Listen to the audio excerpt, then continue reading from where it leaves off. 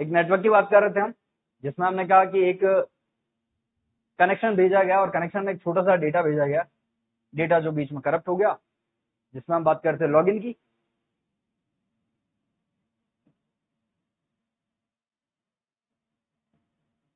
ये पहुंचा और ये करप्ट हो गया, यानी कि हम कह रहे थे डेटा जो है वो खत्म हो गया। किस नेट, कौन सा नेटवर्क था यहाँ? आरपानेट, है ना, हम कह रहे थे।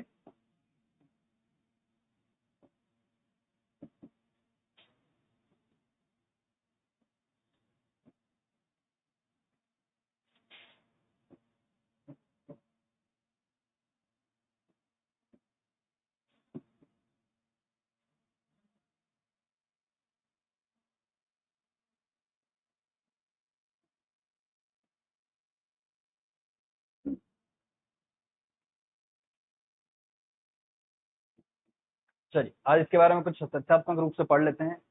सुन तो रोज हम ही रहे हैं, आरपानेट है, ऐसा है वैसा है ना, पर क्या चीजें, जैसा कि ईमेल के बारे में हम पढ़ रहे थे, तो जो मेजर चीजें थी ईमेल की वो हमने पढ़ ली थी, पर छोटे छोटे जो कॉन्सेप्ट है वो छूट गए थे, हमको पता नहीं था कैसे क्या चीजें हो सकती हैं। क्या इस तरह भी ईमेल लिखा जा सकता है? क्या इसमें बहुत सारी चीजें हैं जो अटैच की जा सकती है? और क्या चीज थी जो हमने पूरी देखी? अब देखिए, इसी तरह से हम ठीक बात करते हैं इंटरनेट की। वो संदर्भ जब इंटरनेट नहीं था, हम कह रहे हैं कि बात करते हैं 60 के दशक की, जब एकमात्र पावरफुल कंट्री जो हुआ करता था अमेरिका हुआ करता था। हम कह रहे हैं कि उसी वक्त वर्ल्ड वॉर 2 से वर्ल्ड वॉर 1 से वो निकले थे और उन्होंने ओथ ली थी कि हम वापस कभी हमला नहीं करेंगे इस तरह का, और जापान को सुरक्षित करेंगे। तो अब सारी जिम्मेदारी जो है वो किसकी थी? तो हम कह रहे हैं अमेरिका की थी। मोस्ट पावरफुल कंट्री थी, सारे इक्विपमेंट्स थे उसके पास, एक डेवलप नेशन था उस वक्त भी। तो अब इन सब चीजों को लेते हुए उसने, हम कह रहे हैं कि वॉर वाला जो नियम है, वॉर वाली चीजें जो है उसको पीछे छोड़ दिया। अब 50 से 60 के दशक के बीच में अमेरिका जो है वो फुल रिसर्च पे आ चुका है। मतलब अब ने उसने ये सोचा है कि हमको वॉर तो नहीं करनी है, और वॉर में हम अपना दबदबा दिखा चुके हैं दुनिया को, तो क्यों ना अब रिसर्च की जाए। तो उन्होंने रिसर्च करना चालू किया। अब हम भी जानते हैं, आप भी जानते हैं, अगर रिसर्च करते हैं तो रिसर्च के लिए एक बड़ी टीम लगती है, एक लंबा समय लगता है ना। और कैसा हो कि 4 व्यक्ति हैं और 4 ही एक ही चीज पे रिसर्च कर रहे हैं, और एक व्यक्ति ने रिजल्ट फाइंड आउट कर लिया है और फिर भी बाकी के 3 उस पर रिसर्च करते रहे, तो हम कह रहे ये तो बेवकूफी वाली बात होगी। वो पहला व्यक्ति उन 3 को जाके बता देना कि भाई हमारी रिसर्च हो चुकी है, हमने ये रिजल्ट निकाल लिया, बाकी के आप मत करो, इससे आगे के प्रोसेस पे रिसर्च करते हैं हम। ये चीजें जो है यहाँ पर नहीं हो पा रही थी, कम्युनिकेशन जो है वो नहीं हो पा रहा था। हम कह रहे हैं कि उस वक्त साधन इतने संपन्न नहीं थे कि वो वहां से वहां जाए और फिर बताए, स्पेशली तब जब आपको पता हो कि एक कोने में आपने एक कंपनी से एक यूनिवर्सिटी स्थापित कर रखी, दूसरी कोने में आपने दूसरी कंपनी स्थापित यूनिवर्सिटी स्थापित कर रखी। तो यहाँ पर 4 मेजर यूनिवर्सिटी थी, ठीक है, हम नाम डिफाइन नहीं करेंगे, 4 मेजर यूनिवर्सिटी थी, उन मेजर यूनिवर्सिटी में रिसर्च का काम चला करता था। 4, जो हम कह रहे हैं कि इन 4 मेजर यूनिवर्सिटी में रिसर्च का काम चल रहा है, तो वहां पर यही समस्या आ रही थी कि कौन सी यूनिवर्सिटी जिस पर रिसर्च कर रही है उसका रिजल्ट क्या रहा, ये कम्युनिकेशन हो नहीं पा रहा था। इस चीज के लिए मिलिट्री में, क्योंकि इसका फर्स्ट यूज आना स्टार्ट हुआ जब वॉर हो रहा था,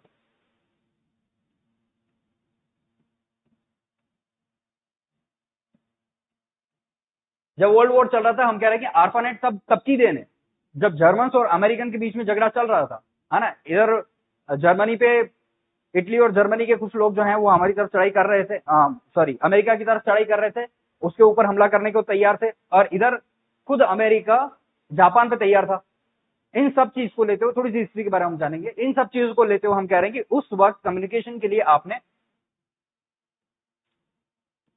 आरपानेट एस्टेब्लिश किया था, ठीक है, जो कि कम्युनिकेट कर सके। पर शुरुआती दौर में आरपानेट का इंटरनेट से कोई कनेक्शन नहीं रहा। हम देखेंगे इंटरनेट कनेक्शन कब से स्टार्ट हुआ है ना। तो शुरुआती दौर में हम बात करते हैं ये किस पर्पज के लिए थी, तो हम मिलिट्री पर्पज के लिए थी शुरुआती दौर में। अब वॉर तो खत्म हो चुका है, अब क्या करें इस नेट का, अब तो कुछ होने से रहा, तो इस नेट को बंद कर दिया गया और 1960 में इस नेट को वापस स्टार्ट किया गया, सिर्फ और सिर्फ रिसर्च और डेवलपिंग के पर्पज से इस नेट को स्टार्ट किया गया, इस कम्युनिकेशन नेटवर्क को स्टार्ट किया गया। मेरे यहाँ कहने का मतलब नेट जो है वो उस नेटवर्क से है जो कम्युनिकेशन के लिए स्थापित किया गया। हम कह रहे हैं कि ये जो कम्युनिकेशन नेटवर्क है, ये नेटवर्क अब स्टार्ट हुआ है और 1969 में जाके ये पूरी तरह से एस्टेब्लिश हुआ।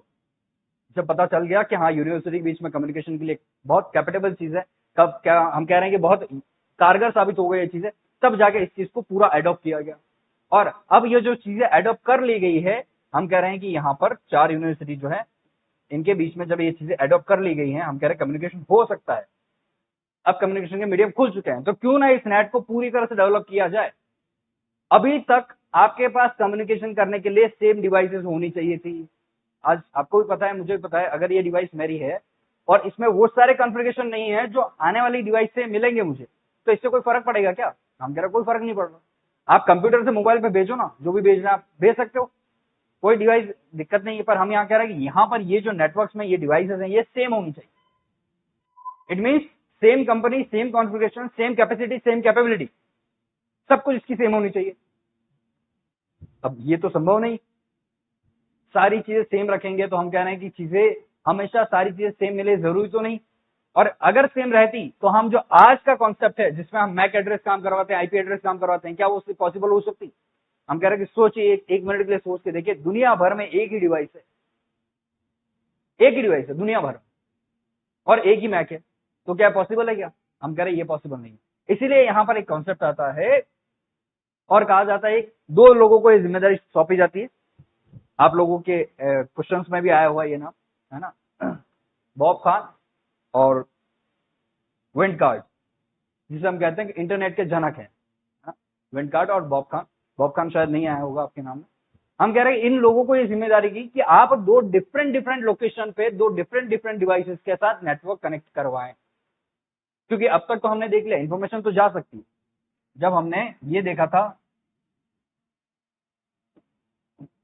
तो दुनिया के लिए अजूबे से कम नहीं था कि ऐसा कुछ नेट है जहां पर हम इस तरह की चीजें भेज सकते हैं। ऐसा कोई नेटवर्क है, कोई माध्यम है ऐसा दुनिया में?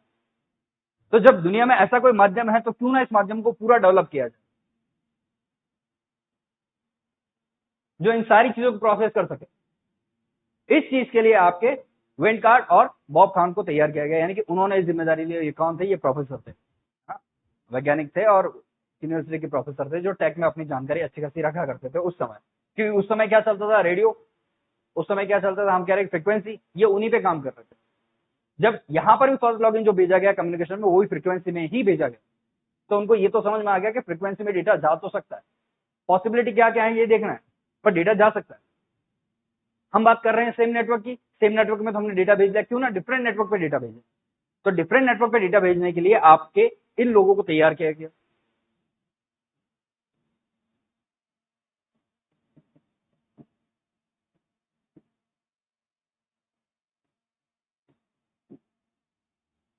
ठीक है, ये दो लोग थे।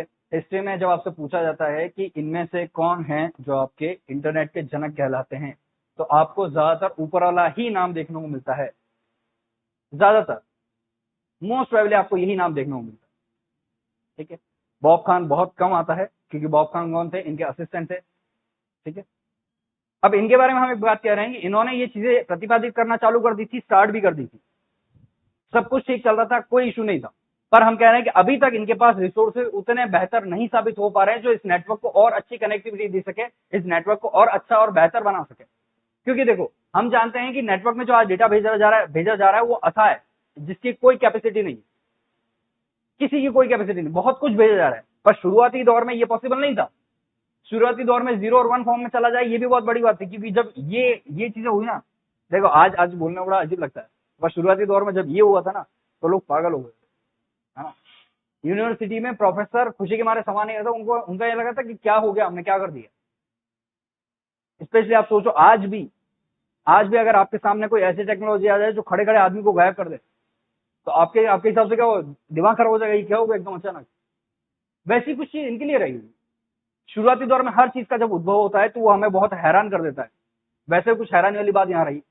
ठीक है, पर कॉन्सेप्ट जब धीरे धीरे आज आपको पता है कि हाँ हो सकता है, पॉसिबल है। एक हार्डवेयर है, एक सॉफ्टवेयर है, इसके अंदर कनेक्शन चलता है, जिसमें एक वर्ल्ड वाइड कनेक्शन में प्रोसेस होता है, कुछ प्रोटोकॉल्स हैं, कुछ नियम हैं, उन सबके माध्यम से ये चीज पॉसिबल। ठीक है, तो हम कह रहे हैं इन चीजों के माध्यम से ये चीजें पॉसिबल। अच्छा, आपको ये जान के हैरानी होगी कि बहुत सारी बुक्स यहाँ बताती है कि आरपानेट में आपके टीसीपी आईपी का उद्भव हो चुका था, है ना। पॉसिबिलिटी ये नहीं, हम कह रहे हैं टीसीपी आईपी जो है आरपा में उद्भव नहीं हुआ था आपका। ठीक है, टीसीपी आरपी इसमें उद्भव नहीं होता। यहां पर आपका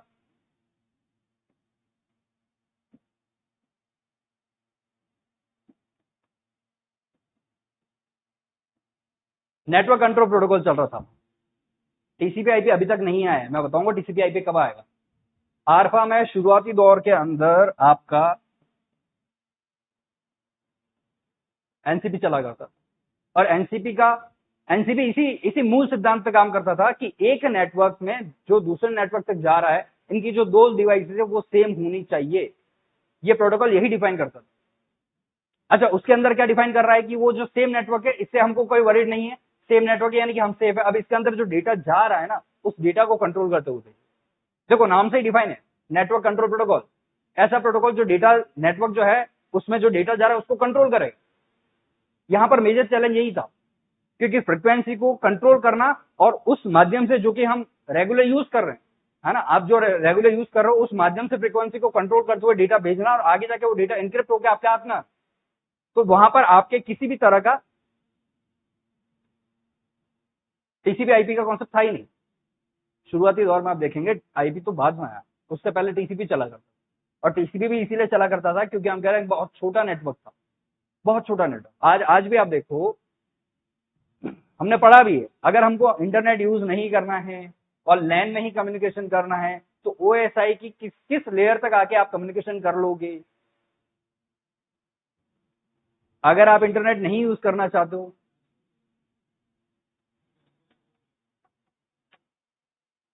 मेरा क्वेश्चन फिर ध्यान से सुनिए, मैं कह रहा हूं कि इंटरनेट का यूज मुझे नहीं करना है, ठीक, मैं नहीं चाहता इंटरनेट का यूज करना, और मेरा जो लैन नेटवर्क है उसी के अंदर मेरा जो डेटा है वो ओएसआई मॉडल की कौन सी लेयर तक जाने के बाद ही मेरा काम हो जाएगा, मेरे को आगे जाना भी नहीं पड़ेगा।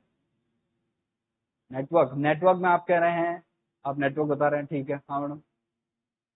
एप्लीकेशन आप बता रहे हैं, नेटवर्क आप बता रहे हैं, नेटवर्क आप बता रहे हैं, एप्लीकेशन आप बता रहे हैं, ओहो आप बता क्या रहे हैं, हाँ ऑफलाइन ही काम, मुझे ये नेट की 1% जरूरत नहीं, एप्लीकेशन पे हो जाएगा। हाँ सर, आप क्या बताएंगे, नेटवर्क के बताएंगे। हो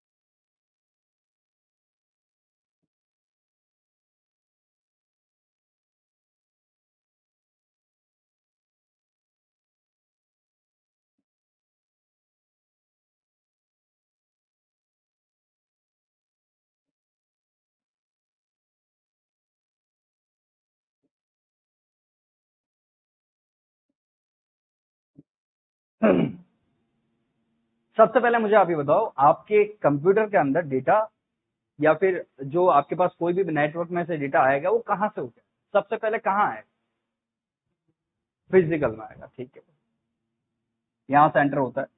चलो मैं एक बार इसे फिर हटा देता हूं, मैं कह रहा हूं यहां से एंटर होता है, ठीक है। आप में से ज्यादातर लोग कह रहे हैं कि इसमें नेटवर्क का काम होगा। नेटवर्क पे कौन सा प्रोटोकॉल काम आता है, आईपी काम आता है, और हम कहते हैं आईपी किसके लिए काम आता है,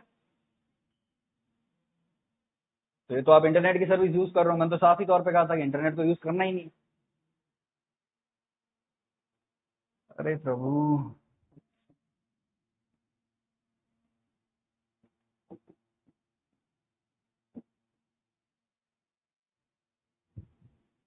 हमने बात कही थी ये बात कि मैक एड्रेस के थ्रू भी आप डेटा एक्सेस कर सकते हैं, कम्युनिकेशन कर सकते हैं, ऑफलाइन मीडियम में भी।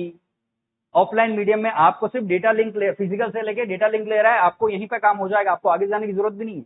आपको कौन से बड़े नेटवर्क के अंदर काम करना है, नहीं करना है, आपको किसी आईएसपी से कनेक्ट नहीं होना है, आपको किन्हीं राउटर के बीच में नहीं घूमना है, आपको सिंपल सा काम है कि आपके पास एक लैन नेटवर्क बिछा हुआ है, उस लैन नेटवर्क के अंदर अपना काम करना है बस। तो आपका सर्वर वो क्लाइंट की कहानी जो है वो यही खत्म हो जाएगी। आप एप्लीकेशन जा रहे हो, नेटवर्क जा रहे हो, नेटवर्क से एक पैदान और नीचे आ जाते, बिल्कुल सही हो जाता। लॉजिकल क्वेश्चन है। तो यहां पर मैं फिर आपको बता रहा हूं कि जब भी आप नेट एक्सेस करने जा रहे हो तब आपको नेटवर्क लेयर तक की जरूरत पड़ेगी। अगर आप इंटरनेट माध्यम में घुस रहे हो तो अगर आप कह रहे हो कि नहीं सर हमको घुसने की जरूरत ही नहीं है ना, हम सिर्फ लैन नेटवर्क जो ऑफलाइन मोड में है, इंटरनेट कनेक्ट है ही नहीं, जिसमें हमको इंटरनेट की जरूरत ही नहीं है, क्लाइंट बेस पे काम कर रहे हैं हम, तो आप डेटा लिंक पे आओ, काम हो जाएगा आपका। चलो ठीक है, वापस आते हैं पीछे। ठीक है, अब हम यहाँ पे कह रहे थे कि इलेक्ट्रॉनिक माध्यम से जब आपको डेटा भेजना है, इंटरनेट की बात नहीं हुई थी, तो यहाँ पर टीसीपी आईपी की जरूरत ही क्या है। आप देखो फिर हम बात कर रहे हैं यहाँ पर इंटरनेट की जरूरत ही नहीं है, तो मुझे इन 5 एप्लीकेशन यानी कि 5 लेयर की जरूरत ही नहीं है, मेरा इन 2 में काम हो जाएगा। यानी कि इससे एक चीज समझ में आती है कि जब यहाँ पर इस प्रोटोकॉल का यूज किया जा रहा था एनसीपी का, तो सिंपल सा एक केबल बिछाई और कम्युनिकेशन हो गया। यानी कि सिर्फ और सिर्फ सारा दारोमदार किस पे था, डेटा लिंक लेयर पे था, अगर मैं ओएसआई मॉडल की तरफ से समझाऊं तो। ठीक है, मैं फिर कह रहा हूं, यहां पर मैं डेटा लिंक लेयर को वो ARPANET से नहीं जोड़ रहा हूं, सिर्फ और सिर्फ आपको समझाने के लिए मैं डेटा लिंक लेयर जो है उस कॉन्सेप्ट को यूज कर रहा हूं। क्योंकि उसकी जगह आप मान के चलो वो डेटा लिंक लेयर जो है वहां से हटा दो, वहां की जगह सिर्फ एनसीपी रख दो, यही एक प्रोटोकॉल था बस, इसके अलावा कोई प्रोटोकॉल नहीं था। नेटवर्क में कम्युनिकेशन करने के लिए आपके पास सिर्फ एनसीपी था, इसके अलावा कोई कम्युनिकेशन नेटवर्क नहीं था। तो हम कह रहे हैं कि ये सिंपल सा एक कॉन्सेप्ट था जहां आप कम्युनिकेट करने के लिए एनसीपी यूज करते थे। एनसीपी यूज आ गया, अब यहां पर डेटा जो है रिसर्च पर्पज के लिए यूज हो रहा है, कोई दिक्कत नहीं है। 1969 में आप कीजिए, कोई तसल्ली वाली बात है, कोई तकलीफ वाली बात नहीं है। इनको ये पता चला कि रिसर्च पर्पज में यूज करने के साथ साथ हम यूनिवर्सिटी के साथ चीजें कंट्रीब्यूट करने के साथ साथ, कॉलअप करने के साथ साथ, क्यों ना हम इस चीजों को सिविलियंस को भी और बांटे। देखो अभी तक जो भी आप नेटवर्क यूज कर रहे हो, आपको पता होगा जब हम क्लासेस पढ़ रहे थे आईपी की, IPv4 की, तो कौन सी क्लास जो है हमने रिजर्व करके रखी थी, ई, किसके लिए, रिसर्च और मिलिट्री पर्पज के लिए, यही बात हमने वहां कही थी। तो रिसर्च के लिए तो यूज आ रही है, यानी कि रिसर्च और मिलिट्री के लिए तो आप यूज कर सकते हो नेटवर्क, पर जब आपको सिविलियन को देना है तो क्या आप ये नेटवर्क यूज कर सकते हो, तो हम कह रहे हैं नहीं, सिविलियन के लिए नेटवर्क नहीं है सब, ये सिर्फ मिलिट्री के लिए। तो आप क्या करोगे, तो आप एक काम करो, अगर आपको देना है ना, आप देना चाहते हो कोई बात नहीं, आप दो।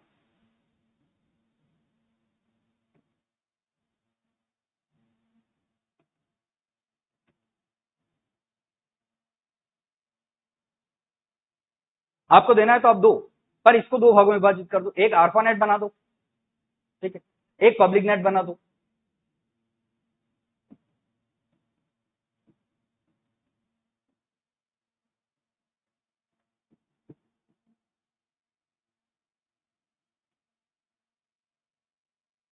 अभी तक भी इंटरनेट की कहानी नहीं आएगी, ध्यान रखना। ठीक है, हम कह रहे हैं यहाँ पर आपने एक ARPANET बना दिया, एक पब्लिक नेटवर्क बना दिया। ARPANET जो कि मिलिट्री द्वारा पर्पज हो रहा है, तो आज भी वो किसकी तरफ से चलेगा, हम कह रहे हैं अभी भी वो किसकी तरफ से चलेगा, मिलिट्री पर्पज के लिए ही चलेगा। ठीक है, ये आपने ओपन कर दिया है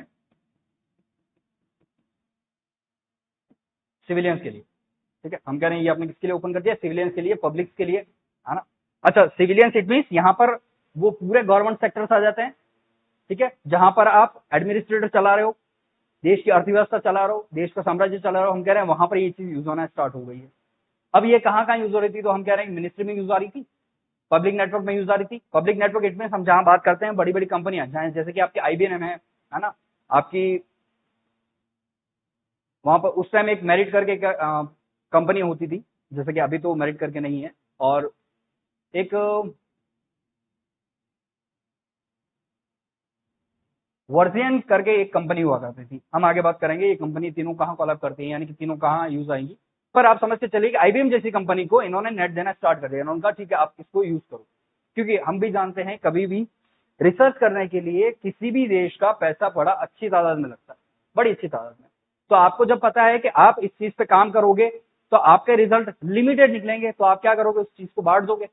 आज एक छोटी चीज है, मेरे पास कुछ बिखरे हुए पेपर है, क्यों ना मैं अगर वो 400 पेज जो है वो बिखरे हुए हैं, वो मैं सबको इक्वल इक्वल बांट दूं, कि सब इस पेपर को अरेंज करके दे दो मुझे, तो मेरा काम, कॉस्टिंग भी मेरी कम लगेगी, मेहनत कम लगेगी, और पेपर भी मेरा जल्दी अरेंज हो जाएंगे। इसी तरह गवर्नमेंट ने उस वक्त किया। उस वक्त गवर्नमेंट ने क्या किया, इनको प्राइवेट और पब्लिक सेक्टर में बांट दिया। प्राइवेट में भी उन्होंने बड़ी बड़ी ऑर्गेनाइजेशन को बांटा, कि जो नेटवर्क में गवर्नमेंट भी चल रही है, गवर्नमेंट तो यूज करेगी, कोई रिसर्च करने वाली तो है नहीं, तो प्राइवेट को दे दो, वो रिसर्च करके इसमें इंप्लीमेंट करेगी। और यही रीजन है कि IBM का एक बहुत बड़ा हाथ रहता है जब ये पूरा नेटवर्क तैयार होता है।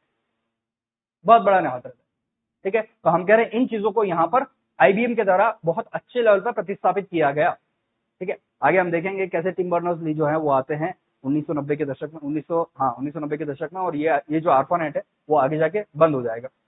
ठीक है, तो अब यहाँ से हम आगे चलते हैं। हम कह रहे हैं कि ये आपका जो पब्लिक नेटवर्क है जो कि सिविलियंस के लिए दे दिया गया, इसको आपके एक नए नेटवर्क के जरिए आपको प्रोवाइड करवाएगा।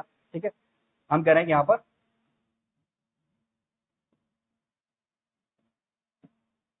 एनएसएफ नेटवर्क द्वारा आपको प्रोवाइड कराया जाता है। ठीक, अब ये जो एनएसएफ नेटवर्क है ये क्या करेगा, ये सिर्फ और सिर्फ आपके उस वक्त उस अमेरिका के जो सिविलियंस है उन लोगों को ये नेटवर्क प्रोवाइड कराया करता था नॉर्मली। अच्छा, शुरुआती दिनों में ये नेटवर्क कहाँ किस तरह से उद्भव हुआ, तो हम कह रहे हैं कि अच्छा आप लोगों ने बिल्कुल सुना होगा और आप लोग ये जानते भी हैं, डेनिस रिची ने सी लैंग्वेज कहां बनाई, एटीएनटी लैब के अंदर बनाई थी। तो यही वो लैब है जो आज दुनिया भर के अंदर सबसे बड़ा जो आपका वायर कनेक्शन है सबमरीन का वायर है ना, वो बहुत बड़े पैमाने पे उसने आज बिछा रखे हैं, दुनिया की सबसे बड़ी लैब है। और हम कह रहे हैं इसका यहाँ पर क्या मतलब है, तो इसी कंपनी ने इस नेटवर्क के थ्रू सबसे पहले फोन्स का जो कॉन्सेप्ट है उसमें लाइन देना स्टार्ट की। पहले जो नेटवर्क्स में लाइन जा रही थी वो फोन्स के जरिए नेटवर्क्स में लाइन जाना स्टार्ट हुई है। अब ये जो लाइन से ये क्या काम कर रही है, आपकी कम्युनिकेशन का ही काम कर रही है ना।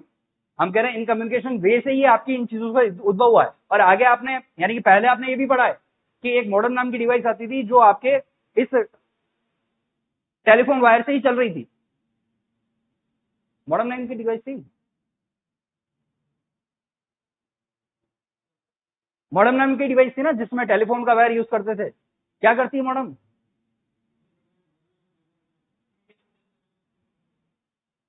है ना, ऐसे ही है ना। तो हम कह रहे हैं मॉडर्न नाम की एक डिवाइस थी जिसमें कंप्यूटर टेलीफोन वायर यूज करते थे, उससे नेट एक्सेस करते थे। शुरुआती दौर में यही कर रहे थे हम, हमको सबको पता है। पर यहां पर इन चीजों की जिम्मेदारी किसने ली, एटीएनटी ने ली, कि हम इस नेटवर्क को इस तरह से पब्लिकली प्रोवाइड करवाएंगे। ठीक है, और पब्लिक के साथ प्रोवाइड करवाने के साथ साथ हम कह रहे हैं कि ये सारा जो नेट है वो पूरे इंडिया में सॉरी पूरे अमेरिका में फैल चुका है। अब सारे लोग इस चीज को एग्जिस्ट कर पा रहे हैं। हम कह रहे हैं सारे लोग इस चीज को अपना डेटा जो है शेयर कर सक रहे हैं यहां पर प्रैक्टिकली बात। ठीक है, एक मिनट इसको थोड़ा सा फिर और लिखते जाओ क्योंकि मैं फिर बीच में बताता रहूंगा। एक बार इसको लिख लो,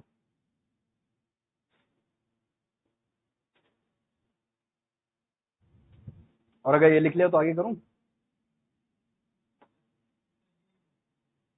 लिखो।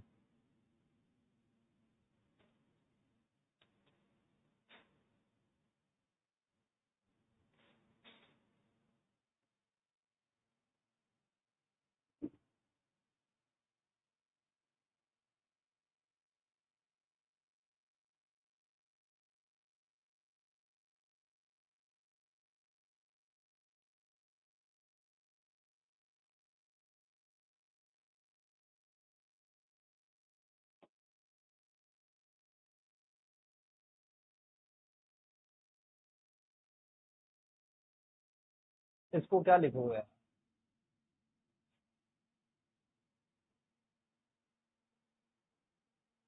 इसको आप एक काम करो,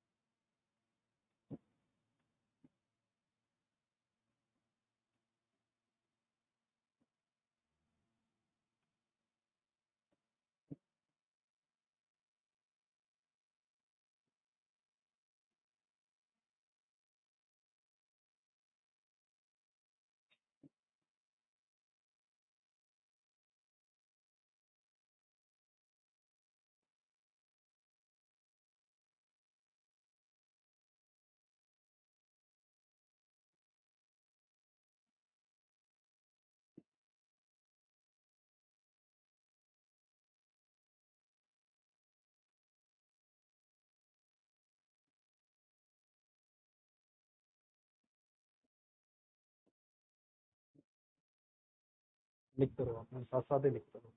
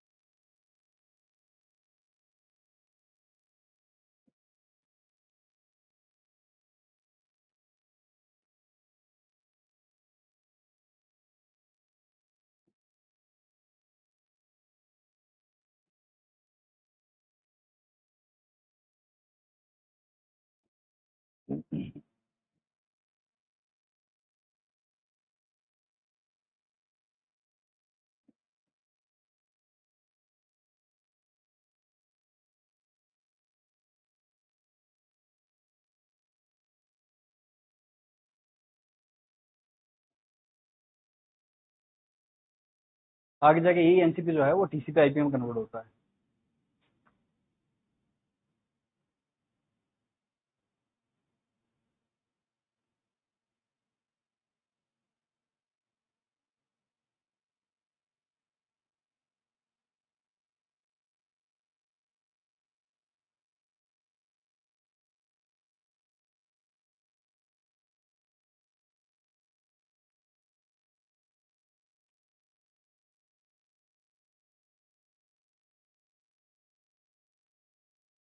ठीक है, चले आगे।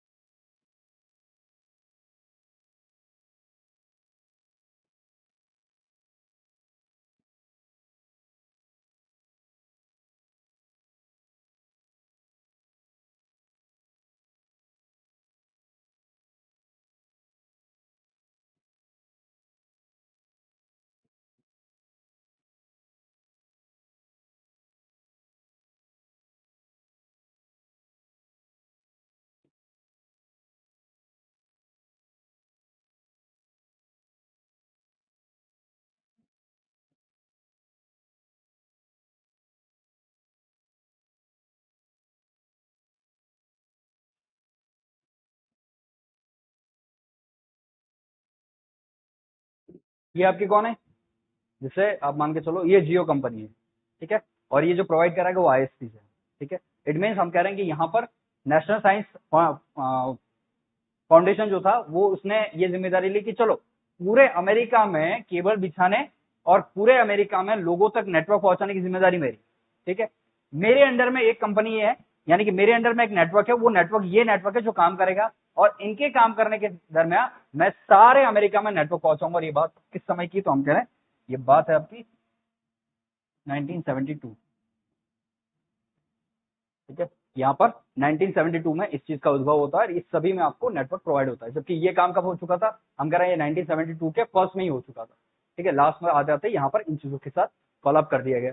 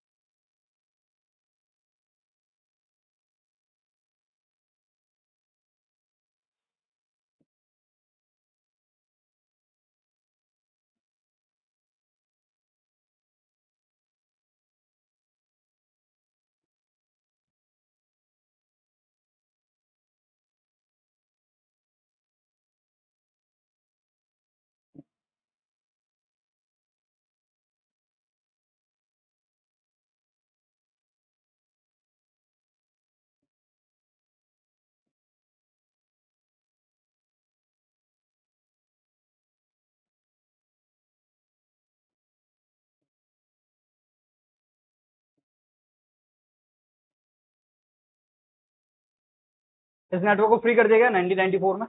हम कह रहे हैं कि ये जो नेटवर्क है वो 1994 में इसे फ्री कर दिया कि हाँ अब तक तो आपने काम किया, बहुत अच्छा काम किया, आपकी सेवानिवृत्ति का टाइम हो चुका है, अब आप सेवानिवृत्त हो जाओ। क्यों? इसका इसका रीजन होगा, देखो जब आपका टिम बर्नर्स ली है वो जब आता है ना, तो बहुत सारी चीजें लेके आता है, बहुत सारी चीजें, इतनी सारी चीजें कि उसने अच्छे अच्छे आर्पानेट भी खत्म हो जाएगा अभी थोड़ी देर, है ना, आप देखेंगे आर्पानेट भी आगे जाके खत्म हो जाएगा।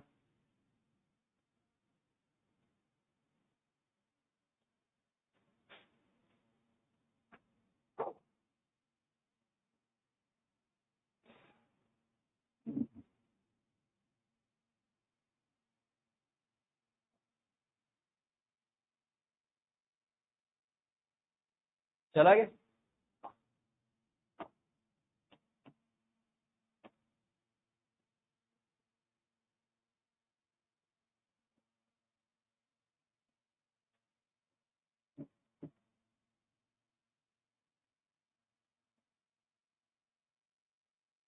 सदी का सबसे भयानक दिन, हम कह रहे हैं कि अब आता है 1990 का दशक, यानी कि हम कह रहे हैं 1990 का साल आता है। इस साल में इस व्यक्ति ने सबकी 12 बजा रखी है।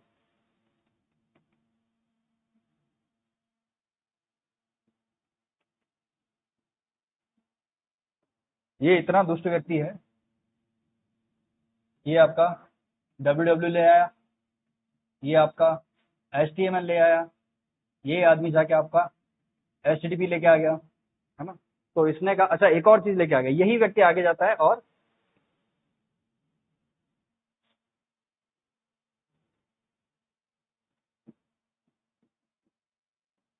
ये आगे जाके वेब ब्राउजर भी ले आएगा, है ना, जो कि नेक्सस था। उस नेक्सस को मतलब यानी कि जो आप नेक्सस यूज करते हैं आप देखते हैं वो नेक्सस नेक्सस नहीं था, शुरुआत में उसका नाम www वेब था। अब क्योंकि ये दोनों सेम हो जा रहे थे, है ना, तो पहचानना मुश्किल था कौन सा वेबसाइट है और कौन सा वेब ब्राउजर है। ठीक, तो एक काम करो, इसका नाम बदल दो, इसका नेक्सस कर दो। ठीक, ये भी हालांकि बाद में हुआ, 1 साल बाद हुआ। तो हम कह रहे हैं कि यहाँ पर ये टिम बर्नर्स ली जो है वो इतनी सारी चीजें लेके आता है। अब इतनी सारी चीजें लेके आया और उसने कहा कि मेरे पास ऐसे ऐसे सॉल्यूशन है जो आप यूज कर रहे हो ना नेटवर्क, इस नेटवर्क का कोई औचित्य नहीं रह जाएगा जब आप इन चीजों को देखोगे। और वास्तविकता यही हुई। उसने कहा कि मैं आपको यहाँ पर बेस्ट इंक्रिप्शन प्रोवाइड करवा रहा हूँ। उसने कहा मैंने आपको बेस्ट लैंग्वेज दी है लिखने के लिए, उससे आप बेस्ट ब्राउजर बना सकते हो, है ना, जो कि ग्राफिक ब्राउजर है। उसके बाद हम बात कर रहे हैं कि जो कि आपके पास बेस्ट सर्विस दे सकता है www, ये चीजें आप यूज करो। ठीक है, तो ये सारी चीजें आपको टिम बर्नर्स ने 1990 में दे दी।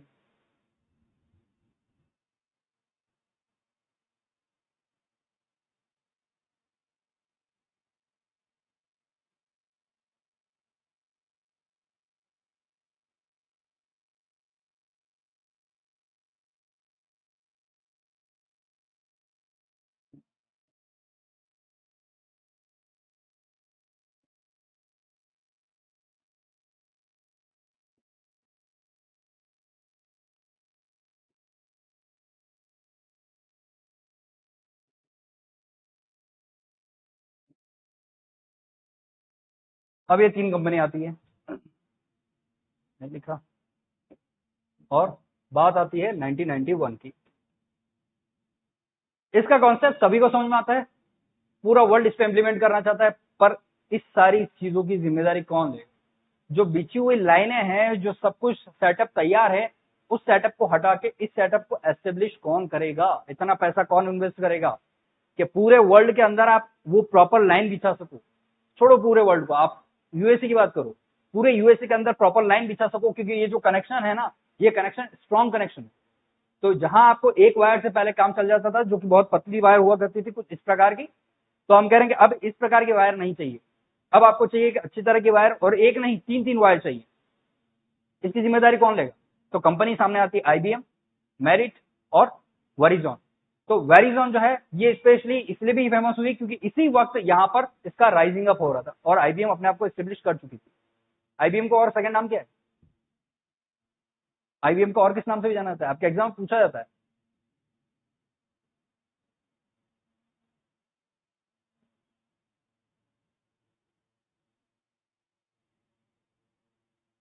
बड़ा ब्लू क्या है? बिग ब्लू के नाम से भी जानते हैं आप आईबीएम को। बहुत बढ़िया बात है। चलो वापस आते हैं हम मेरिट और वर्जन और आईबीएम के पास। हम कह रहे हैं इन्होंने जिम्मेदारी 1991 में कि पूरे अमेरिका में जो केबल्स हैं वो हम बिछाएंगे। ये केबल सिर्फ अमेरिका में, सिर्फ साउथ की या नॉर्थ की अमेरिका में बात होती थी। यहाँ पर मेजर चैलेंजेस थे कि मरीन के नीचे से, यानी कि हम कह रहे हैं कि आपका जो सी है उस समंदर जो है समंदर के अंदर से लाइनें बिछानी है। देखो एक मिनट,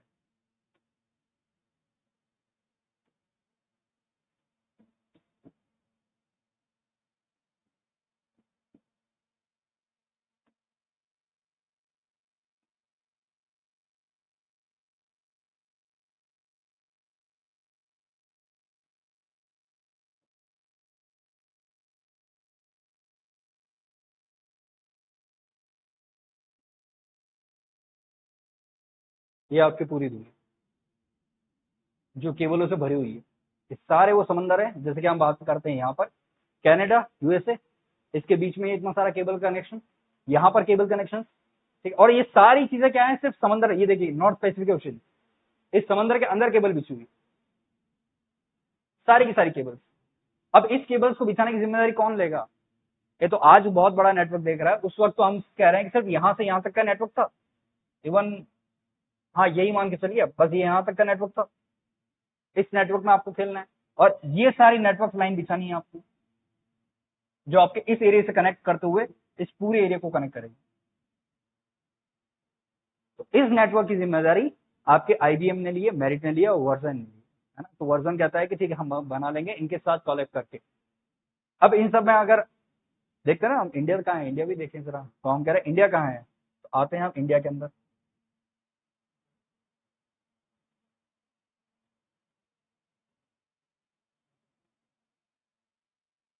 देख के दो चीजें समझ में आती है।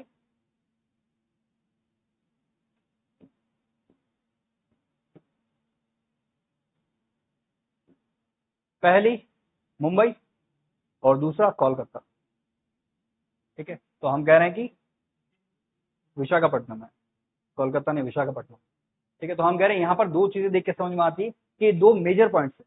और आपको जान के थोड़ी सी खुशी होनी चाहिए कि ये जो लाइंस बिछाने का काम है इंडिया के अंदर, ये जियो ने किया।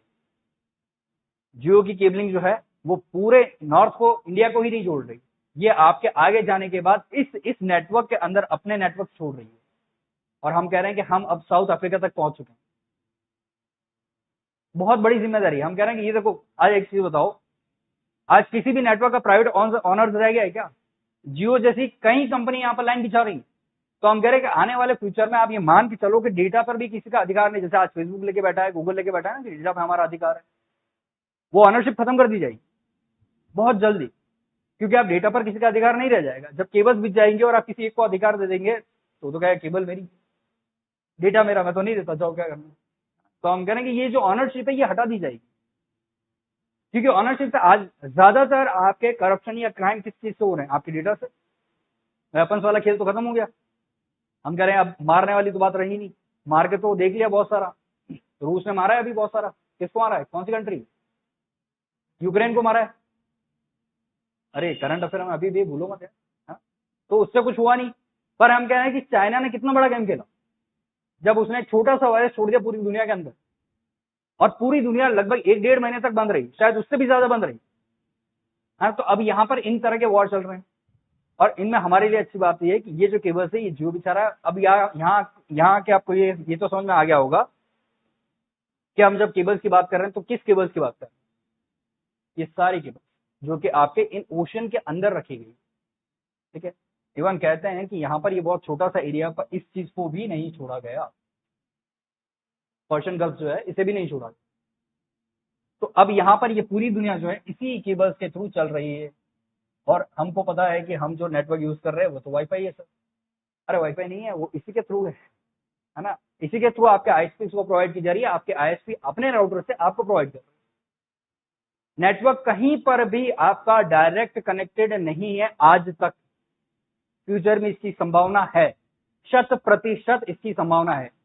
ये जो जितनी भी लाइन दिख रही है, सारी लाइन आने वाले 50 साल के अंदर ये मैप आपको नहीं देखने को मिलेगा, क्योंकि आने वाले 50 साल के अंदर आपको देखने को मिलेगा सैटेलाइट कनेक्शन, जो सीधे तौर पर आपके नेटवर्क से कनेक्ट रहेंगे, सीधे तौर पर। हाँ, ये जरूर है कि जितना अभी रायता यहाँ फैला हुआ है ना, उतना ही आपका ऊपर हो जाए। तो कभी भी आपके ऊपर अगर उल्का पिंड गिर जाए तो ये देखना मत कि ऊपर से कोई हमला कर रहा है। पॉसिबिलिटी है आज आपके ऑर्बिट के अंदर 1000 से 1500 सैटेलाइट घूम रही हैं। 1000 से 1500 सैटेलाइट आपकी, आप देखो अभी पिछले साल की बात है, इंडिया ने खुद 123 सैटेलाइट भेजी है। कई सैटेलाइट ऊपर घूम रही हैं, कोई कहीं ऑर्बिट से बाहर चली गई है, और कई जो है उनके पते भी नहीं है क्या हुआ है क्या नहीं। और ये सारी चीजें कोई भी गवर्नमेंट किसी भी देश की बाहर नहीं आने देती। वो कभी नहीं कहेगी कि हमारे साथ ये हादसा हो गया, वो हमेशा ये कहती है कि सब कुछ ठीक है, कुछ भी नहीं हुआ, सब कुछ ठीक है। तो मैं एक बहुत छोटा फिगर बता रहा हूं कि इतनी ही सैटेलाइट है, पर इससे भी कई गुना ज्यादा सैटेलाइट्स हैं जो हम ऊपर भेज चुके हैं। ये सिर्फ एक कंट्री की बात है। आप सोचो अगर ऐसी 201 कंट्रीज है, मैं कहता हूं इसमें 50 या 100 कंट्री कैपेबल नहीं है, पर 100 तो हैं जो भेज सकती हैं अपनी। हम कह रहे हैं नॉर्थ कोरिया जैसा व्यक्ति जिसके पास कुछ नहीं है, वो आज कहता है कि मेरे पास सैटेलाइट में भेज सकता हूं, और वो भेजी उसने। तो ये सारे जो कनेक्शन है आने वाले 50 साल के अंदर खत्म हो सकते हैं विद रीजन ऑफ सैटेलाइट।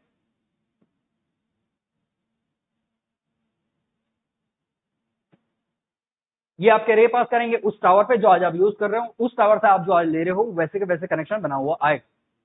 ये पॉसिबिलिटी बिल्कुल 100% है, इसी तरह से चलेगा। और इसके बहुत सक्सेसफुल पैरामीटर पास कर चुके हैं। आपने सुना होगा शायद इस कंपनी के बारे में, टेस्ला की हम बात करते हैं, हम स्पेस एक्स की बात करते हैं, है ना। तो स्पेस एक्स जो है उसी ने ये चीज इस नासा के साथ मिलके कंप्लीट कंबाइन कर चुका है, और उसने सक्सेस पाई है। पर वो सिर्फ और सिर्फ नासा के संदर्भ में ही है, और हमको पता है कोई भी चीजें फर्स्टली रिसर्च और मिलिट्री की यूज आती हैं, और उसके बाद ही हमको मिलती है। तो आज जिस प्रोस्पेक्टस में हम बात कर रहे हैं, आज जिस एरिया में हम बात कर रहे हैं, पॉसिबल है कि वो एरिया आने वाले फ्यूचर में आपके लिए खुलेगा, और जब खुलेगा तो हम कह रहे हैं ये सारी संभावना आपको वहां देखने को मिलती है। ठीक है, चलिए बहरहाल हम वापस आगे चलते हैं हमारे क्वेश्चंस में। आइए, तो हम बात कर रहे थे यहाँ पर 1991 में आईबीएम मेरिट और वर्जन की। ये क्या कर रहे हैं, ये कह रहे हैं कि हम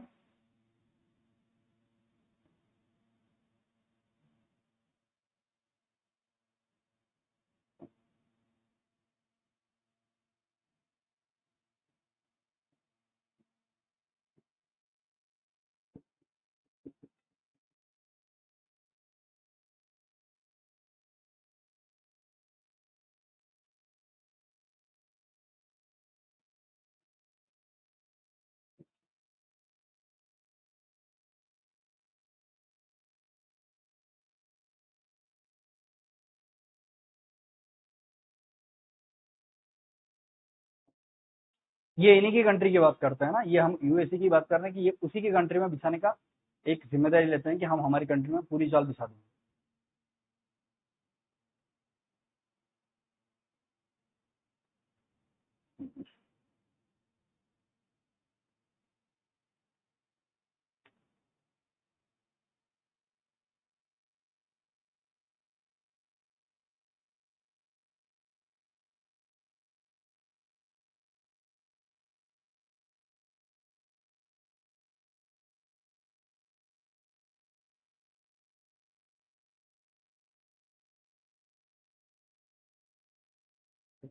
अब यहाँ ये लिख लिया आप लोगों ने।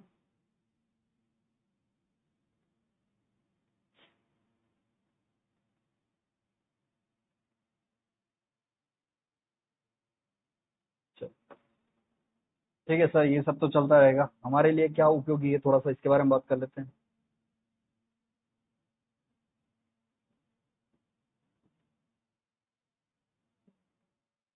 अब आपके संदर्भ में जब बात की जाती है कि हमारे यहाँ पर नेट कब चालू हुआ, हमारे यहाँ पर ये रिस्पॉन्सिबिलिटी किसने ली कि सबको नेट देने की जिम्मेदारी हमारी, केबल बिछाने की जिम्मेदारी है, हम बनेंगे आईएसपी।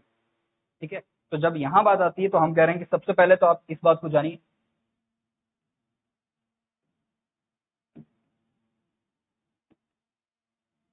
इस वक्त आपके नेट का उद्भव हो चुका था जिसकी जिम्मेदारी आपकी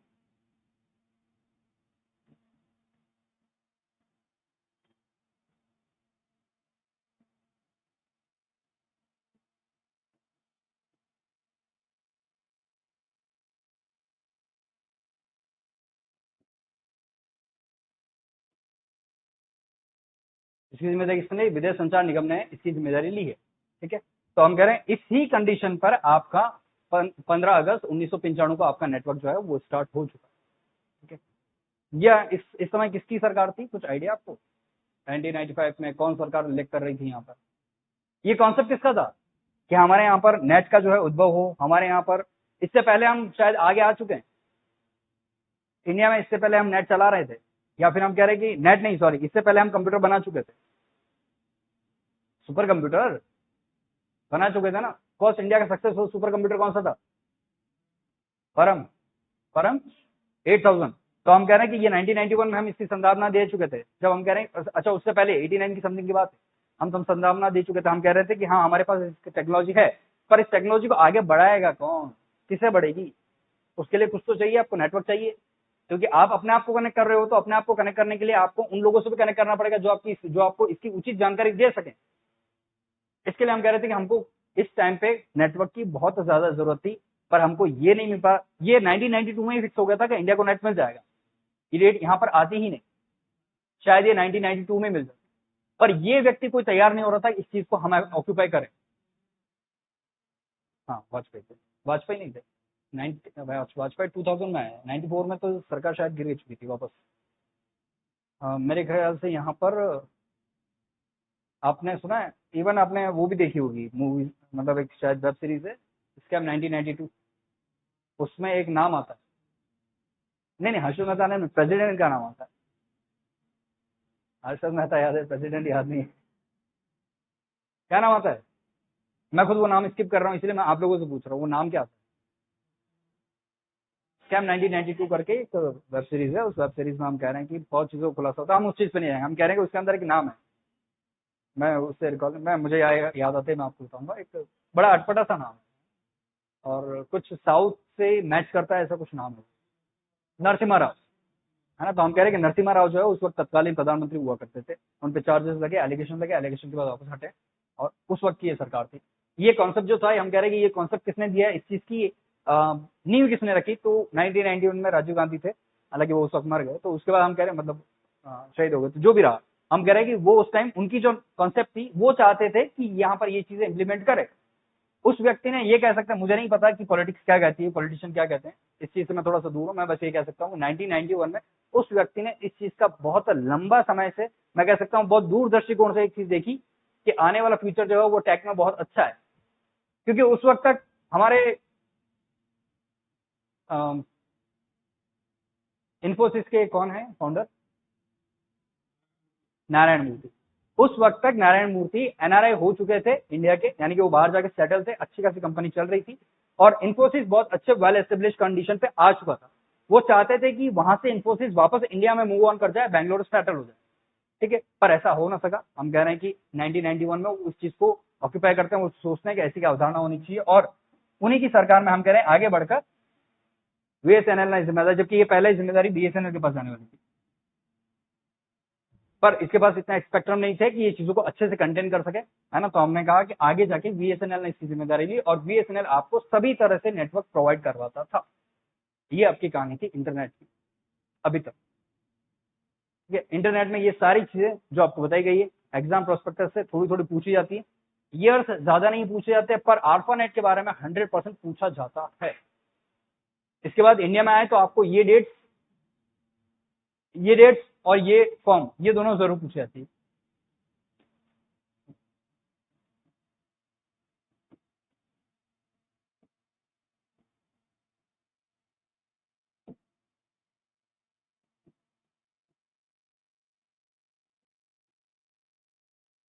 तो वो सर ने तो लिखवाया नहीं।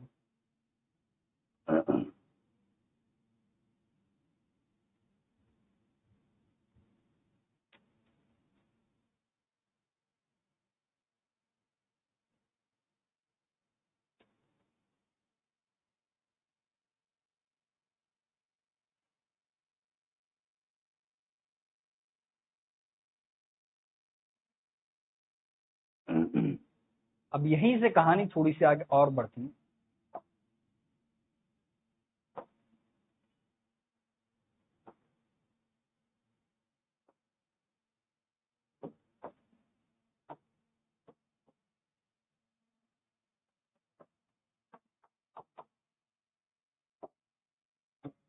जब हम बात करते हैं आईएसपी की, internet service provider, internet service provider के बारे में जब कह रहे हैं कि इंटरनेट सर्विस प्रोवाइडर आपके हर जगह दी जाती है, हर कंट्री में दी जाती है, यानी कि एक चीज तो तय है कि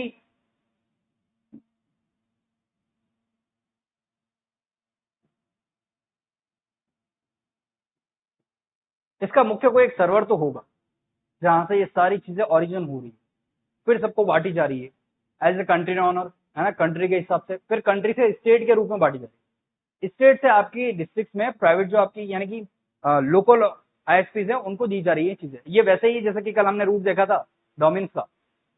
अब डोमेन किसके ऊपर रहती है? आईएसपी के ऊपर ही रहती है। तो जैसे डोमेन का नेटवर्क है वैसा ही आईएसपी का नेटवर्क है। सर्वर ऐसा ही होता है, सर्वर ऐसा ही होता है, सर्वर ऐसा नहीं होता। ये सर्वर है जो कि हाईली कैपेबल एक मशीन होती है जिसे आप क्या कहते हैं? Work station. तो ये क्या है? ये वो बड़े बड़े स्टोरेज कैपेसिटी हैं जो आप इसके अंदर स्टोर करेंगे। बहुत सारे देखे होंगे ना कि एक हाँ, तो हम कह रहे कंप्यूटर जो है सर्वर नन अनदर देन आपके कंप्यूटर से कुछ नहीं होता, उससे ही सिमिलर है। सर्वर कोई दूसरी चीज नहीं है। जो मशीन जहां पर आप कंप्यूटर यूज करते हो वही कंप्यूटर है, बस उस मशीन की कैपेबिलिटी आपके उस कंप्यूटर से 1000 गुना ऊपर, बहुत ऊपर। अब इसका मैकेनिज्म आपने बहुत जगह ये भी देखा होगा कि बड़ी बड़ी एलईडी लगी है ना। असल तौर पर वो बड़ी बड़ी एलईडी लगाई गई है। जैसे अगर मैं इसको इससे कनेक्ट कर रहा हूं तो इसका मतलब ये थोड़ी कंप्यूटर है। मेन मेन कनेक्टर कौन है? ये सब कुछ सीपीयू पे आधारित है। तो वो जो मशीन है जो सीपीयू यूज किए जाते हैं वो वहां पर अलग से होते हैं, जबकि वो डिस्प्ले जो लगाई जाती है वो अलग से। ये हम अभी देख रहे हैं रियल में, है ना। तो ध्यान रखिएगा कभी सर्वर पूछो तो सर्वर ये है ये नहीं। चलो फिर वापस पूछते हैं। हम कह रहे हैं कि जो डेटा है वो कहीं ना कहीं इन डेटा स्टोरेज पर रखा जाएगा, है ना, इन डीबीए में डेटाबेस मैनेजमेंट में रखा जाएगा और इनके थ्रू किसी सर्वर से आपको एक्सेस दिया जाएगा। इसको कहां से मिलेगा? ये डेटा कहां से ला रहा है? ये भी तो कहीं से लाता होगा।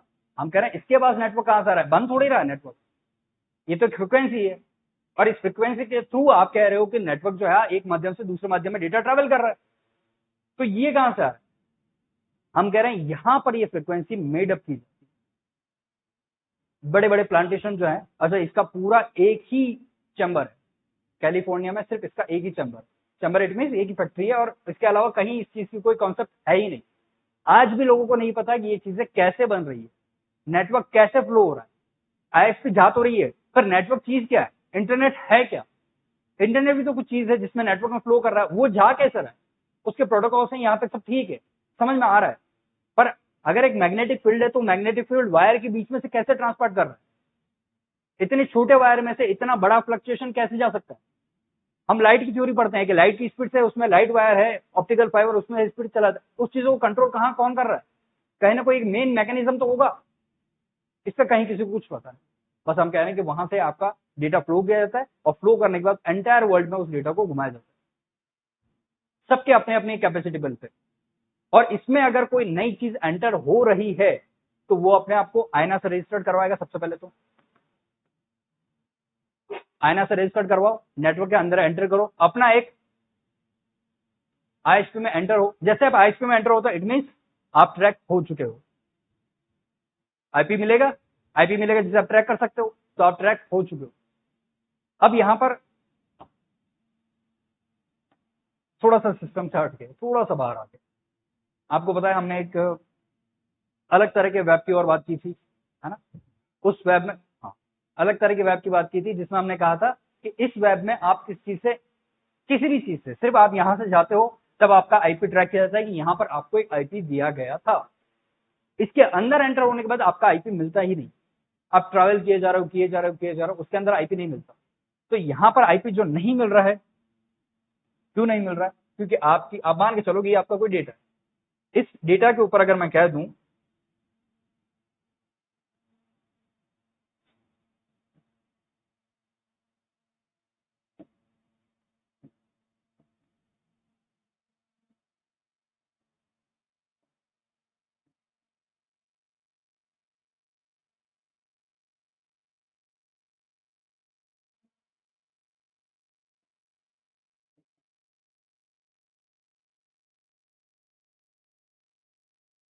इस डेटा के अंदर मैं कह दूं कि मेन मूल जो डेटा है आपका वो तो ये, पर इसी डेटा को आपने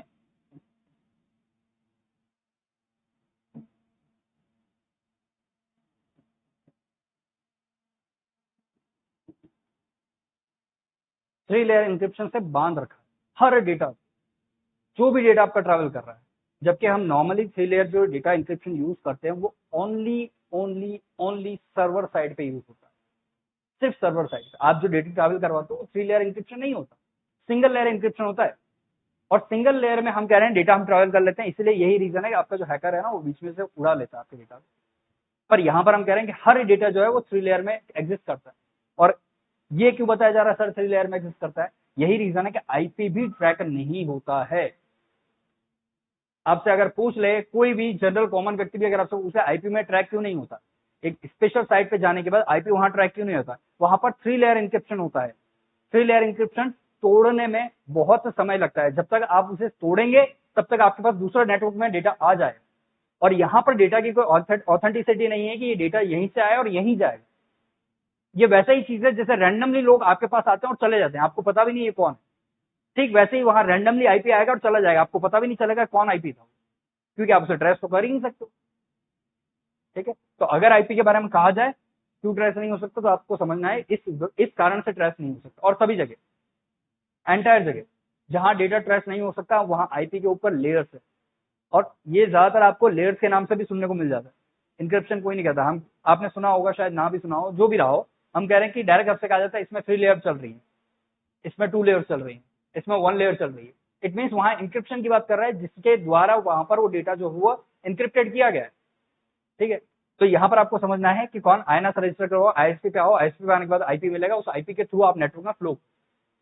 यहां तक इसको कंफ्यूजन नहीं। अब आते हैं हमने कहा कि आईएसपी भी 3 स्टेज की होती है।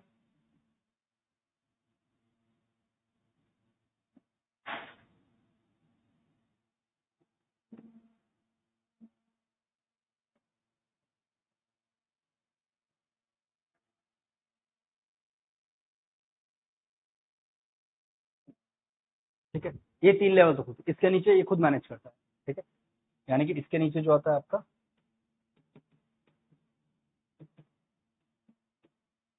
देख लेना जो भी इस करेंगे।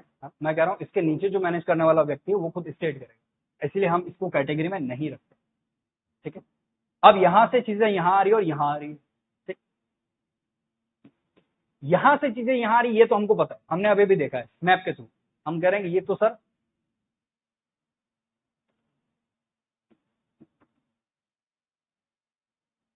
केबल्स या वायर्स के थ्रू आ रही है, हमको ये चीज तो पता है, इतना तो हम जानते हैं। यहां से डेटा यहां कैसे आ रहा है?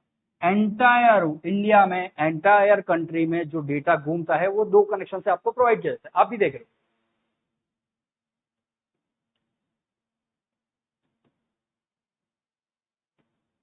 दो तरह से डेटा आपको मिल रहा है, केबल और वायरलेस।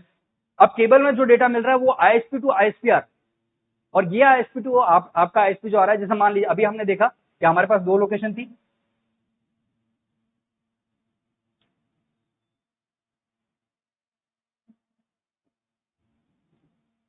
एक मुंबई से थी, एक विशाखापट्टनम से थी। ठीक है, हम 2 जगह बता रहे हैं। इस 2 जगह पे हम कह रहे हैं कि अगर आपको केबल से डेटा चाहिए, आप चाहते हो केबल से ऑपरेट करना, तो ये जो केबल ऑपरेटर है यानी कि ये जो आईएसपी है, ये आईएसपी सबसे पहले आपके इस दिल्ली को रिप्रेजेंट करे और ये आपके अदर सारे स्टेट को दे, इसकी जिम्मेदारी। और आज भी इसकी जिम्मेदारी यही निभा रहा, आज भी या तो ये ले रहा है या फिर जियो ले रहा है। पर इंटरनेशनली अगर आपको कोई रिप्रेजेंट कर रहा है तो आज भी इंटरनेशनली रिप्रेजेंट करने को वीएसएन ही है। जियो बहुत चाहता है कि वो इसे रिप्रेजेंट करना है, चाहे मतलब इसे रिप्लेस करके जियो आ जाए, पर गवर्नमेंट ऐसा नहीं चाहती। गवर्नमेंट अपनी स्टेटरी बॉडी को कभी भी हटा के प्राइवेट को स्टैब्लिश नहीं करेगी। ठीक है, क्योंकि अगर ऐसा करता है तो पूरी की पूरी आधिपत्य उसका हो जाएगा। हम कह रहे हैं कि अगर फ्यूचर में कभी इस चीज से डिनाई कर देता है कि मैं आपको सर्विस नहीं दूं, है ना, तो आप उसका कुछ नहीं कर सकते। सर कोर्ट है ना, तो कोर्ट ने तो आपको परमिशन दी है कि जो चीज जिस व्यक्ति की है वो चीज उसी की रहेगी। गवर्नमेंट तब तक उसके हाथों से नहीं ले सकती जब तक कि पब्लिक के लिए सही ऑक्यूपाई नहीं हो जाए। उसके लिए हम कह रहे हैं पब्लिक, उसके लिए पब्लिक इंटरेस्ट ना हो। आज आपने देखा होगा बहुत सारे ऐसे केसेस भी सुने होंगे, गवर्नमेंट ने कहा है कि भैया आपका ये जो घर है ना, ये रोड पे आ रहा है, इसको हटा देना, पर वो व्यक्ति नहीं हटाता। वो जाता है कोर्ट में, याचिका दायर करता है और वो केस जीत जाता है।